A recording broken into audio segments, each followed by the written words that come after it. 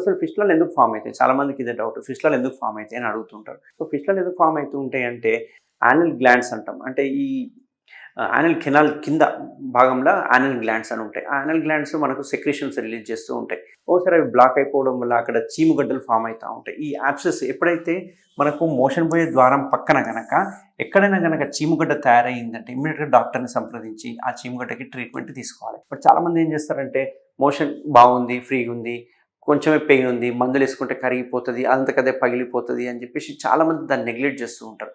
దీనివల్ల ఏమవుతుందంటే ఇది పగులుతుంది. 100% ఏ రోజుకైనా మనకు యాబ్సెస్ ఉందంటే పగులుతుంది. బట్ ఈ పగిలే టైంలో ఆ యాబ్సెస్ ఏదైతే చీమగడ్డ ఏదైతుందో అది డ్యామేజ్ చేయడం స్టార్ట్ చేస్తుంది. ఎలా డ్యామేజ్ చేస్తుంది అంటే ఇక్కడంతా ఫ్యాటే ఉంటుంది, పెద్దగా మజిల్ ఉండదు, ఫ్రీ స్పేస్ ఉంటుంది. కాబట్టి ఈ పస్ ఏదైతే ఉందో, చీమగడ్డ ఏదైతే ఉందో లోపల ఇష్టం వచ్చినట్టుగా అక్కడిక్కడ వెళ్ళిపోయి ఎక్కడో దగ్గర యానల్ కెనాల్లో కూడా ఓపెన్ అయిపోవడం స్టార్ట్ అవుతుంది. ఎందుకంటే ఈ యానల్ కెనాల్ చుట్టుపక్కలే ఉంటాయి కాబట్టి అది చొచ్చుకొని సొరంగం చేసుకున్నట్టుగా పోయి యానల్ కెనాల్ లోపల ఓపెన్ అయిపోవడం స్టార్ట్ అవుతుంది అన్నట్టు. సో అట్లా ఓపెన్ కావడం వల్ల ఏమవుతుందంటే ఇక్కడ ఒక ఓపెనింగ్ ఉంటుంది, బయట ఒక ఓపెనింగ్ ఉంటుంది. సో దీనివల్ల ఒక ట్రాక్ట్ అనేది ఫామ్ అయిపోతుంది అన్నట్టు.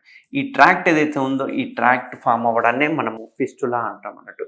సో రెండు వైపులా ఓపెనింగ్ ఉంటే దాన్ని ఫిస్టులా అంటాం.